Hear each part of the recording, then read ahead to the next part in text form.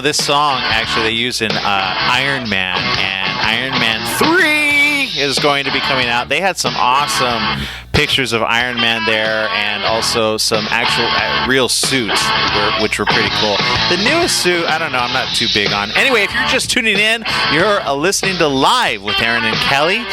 We had some great giveaways last week, but we are also now giving away again to the Latino MediaCon. And the reason we're doing so is the winner, unfortunately, is not able to attend because he got into an accident and is recuperating. So, tough toenails. But we wish you a speedy recovery, and because of that, 2 other people are going to win. You're going to get 1 ticket each, and these are the winners. Are you ready for this?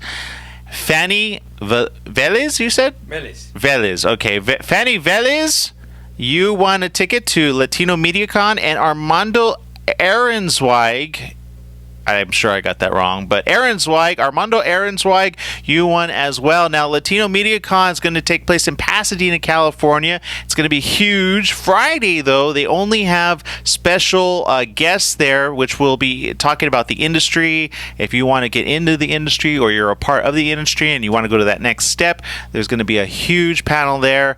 Tickets are actually about $300. If you're a student, you can get in for, I think, $125. You can still get tickets. Go to latinomediacon.com, check it out, and there you go. Also, though, if you want to just come out, Saturday is completely free. Everybody can come out on Saturday. Check out the information there. It's going to be a huge thing. Some great guests there. In fact, some of our guests that have been here are going to be there.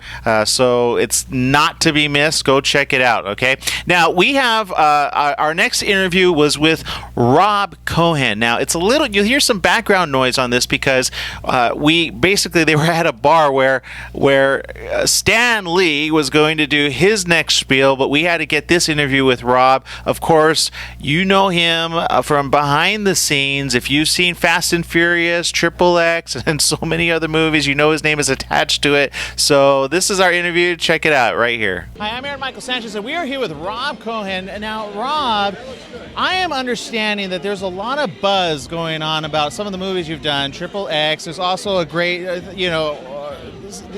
Fast and Furious. What's going on with all those trilogies?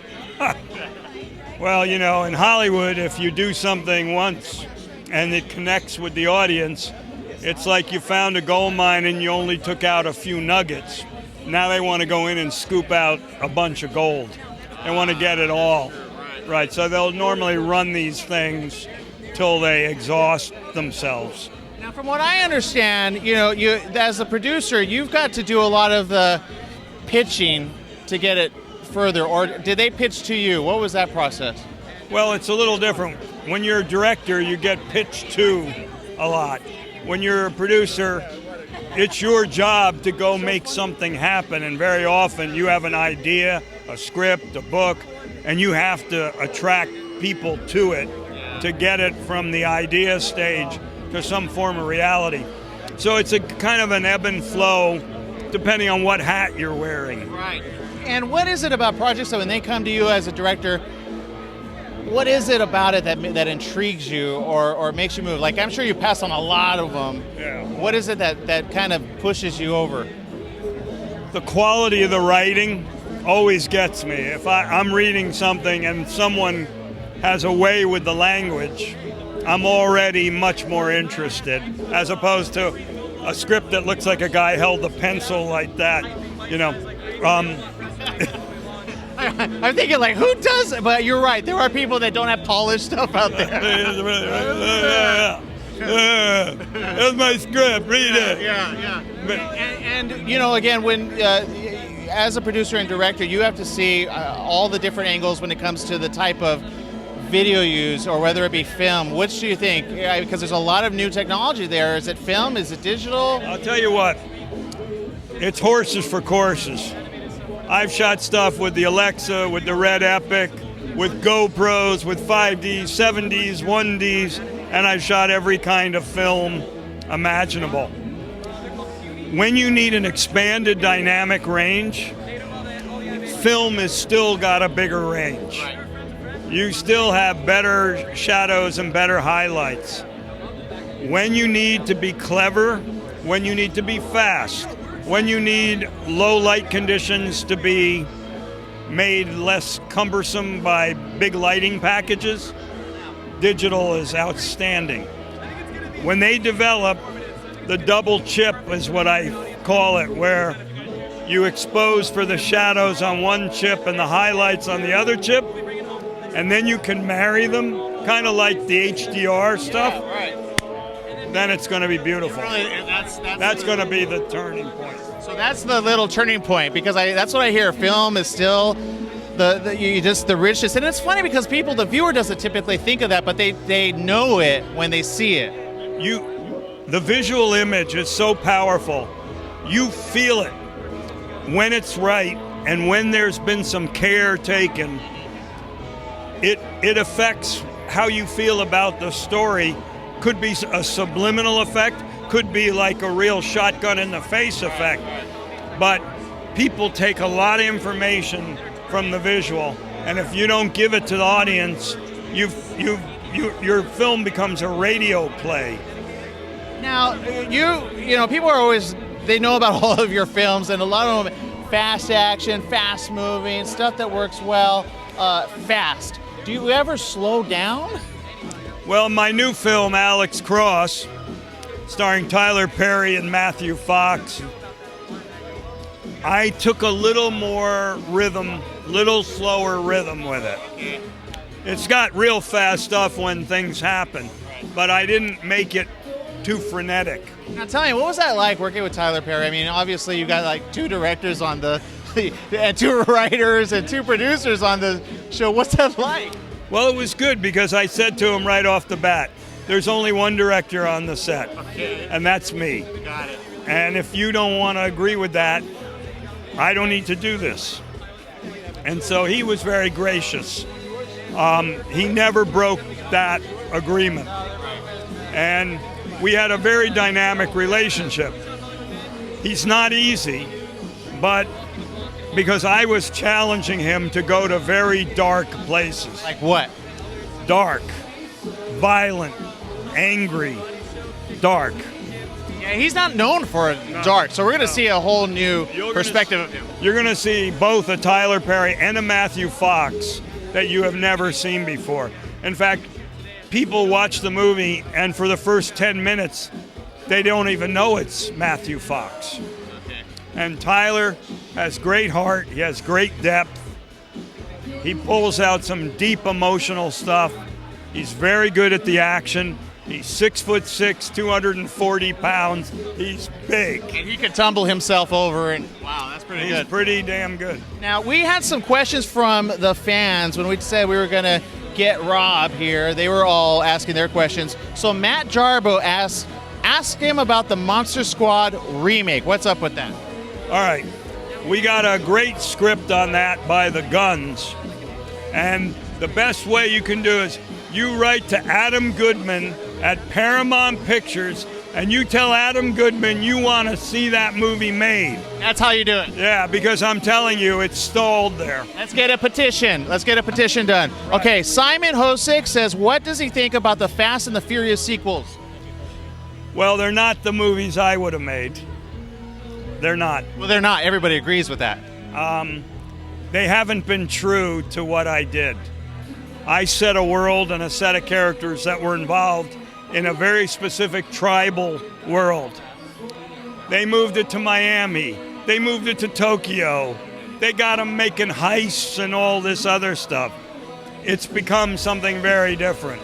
And what can you do? Where would you have taken it if you had the opportunity? It would have been more character-driven, and I would have stayed in L.A., and I would have dealt with the subject that was at hand. Street racing, these people, the law, and where they can go. And in our city, in L.A., because that's the ethos of the film. Now, we always talk about the business of film and business of entertainment. You know, a lot of the stuff's being changed going into YouTube.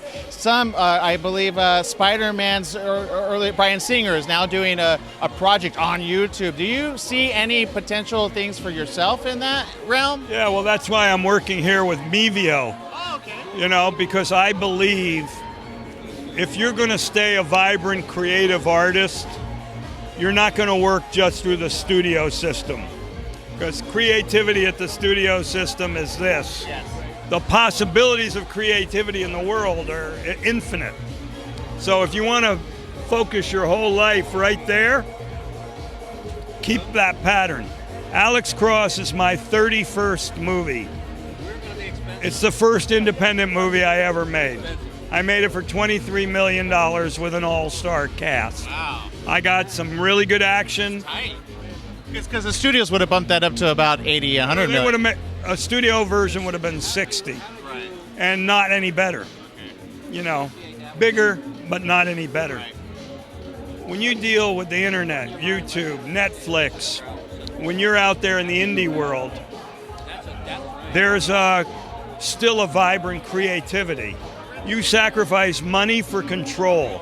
Like I'm doing a project called Soldier of Fortune with Jason Blum, the guy who produced Paranormal and all those films. I'm doing a $2.5 million action movie with him because I want to see if I can do it. You're challenging yourself to see Yeah. if you can stay in budget. Because if you don't challenge yourself, you die. Right. You die creative. How many directors were great and then they don't challenge? And that's it. They stay there. You're right. You never hear from them again. No, they go off. And even though they want to direct, they don't have anything new because they're just going to try to do what they did before. Well, I can see why you are the man, why you've done all the things you've done. Thank you so very much for taking a moment with us. It was fantastic. And if you want to find more out about Rob Cohen, where do they go? You don't even Twitter or Facebook, I noticed. I have a Facebook page. Oh, you do? Yeah. It's okay. I haven't seen it, but we're going to hook up on Facebook. Check him out right there. Check out his next. When is the next sequel? When are you planning on getting that done? Alex Cross. Alex Cross is out October 19th. October 19th is the official date for Alex Cross. Some pretty cool stuff. We'll be right back right after this with Intergalactic Ninja. John would really appreciate this. I didn't get it.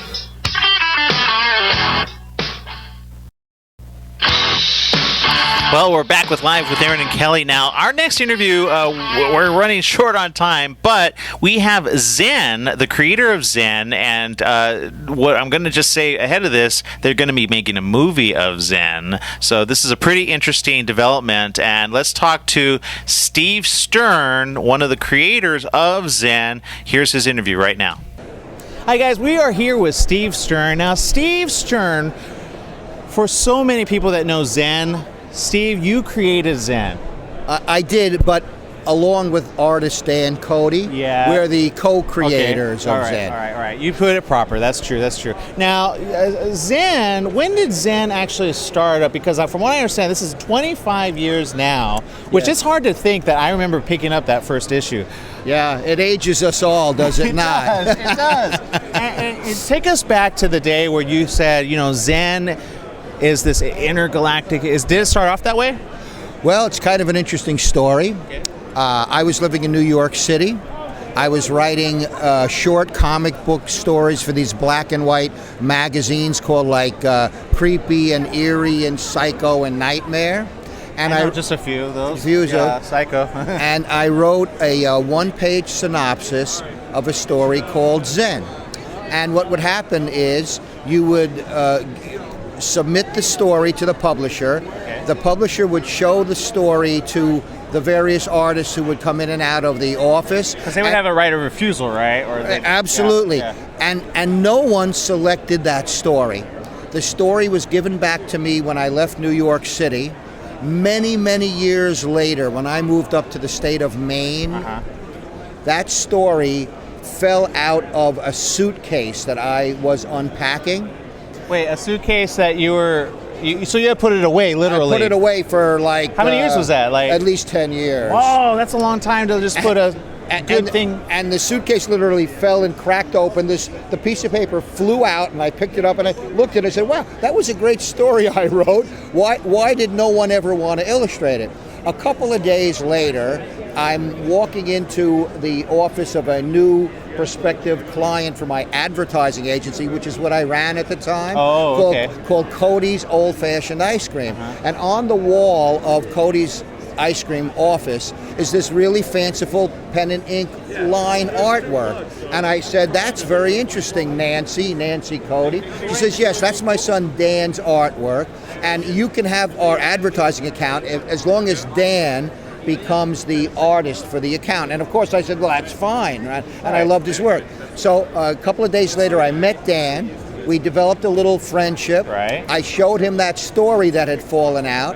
And he says, Steve, I want to go into the comic book business with you. And that's how Zen So you were his break into the comic book industry. Yeah. And he was kind of your break to get it moving forward even more so. Because I had stopped writing comic book stories and was making my money doing advertising for furriers and car dealers. Which is kind of weird because people think now it's kind of the opposite. You make your money in comics, people think, and it's the opposite with advertising, it's limited. But now with licensing and everything, That's right. If you want to see more of those interviews, as well as Lou Ferrigno, Hercules, Kevin Sorbo, go to facebook.com/Aaron M. Sanchez or twitter.com Aaron M. Sanchez. Also, check out Kelly V. Dolan. She's got some great things going on right now. We're going to be back next week, and when we're back next week, we'll have Kelly in, and we got some great surprise guests, so stay tuned right there. Thank you so very much for watching. I'm Aaron Michael Sanchez. That's Jose Luis Sedano, our man behind the crew and everything, John Watanabe, the ninja himself. That's right. Thank you for watching. That's somebody else. I don't know what you're talking about. That is John. Go check him out. The morning show, KCAA TV. I'm Aaron Michael Sanchez. Thank you for watching. Bye-bye.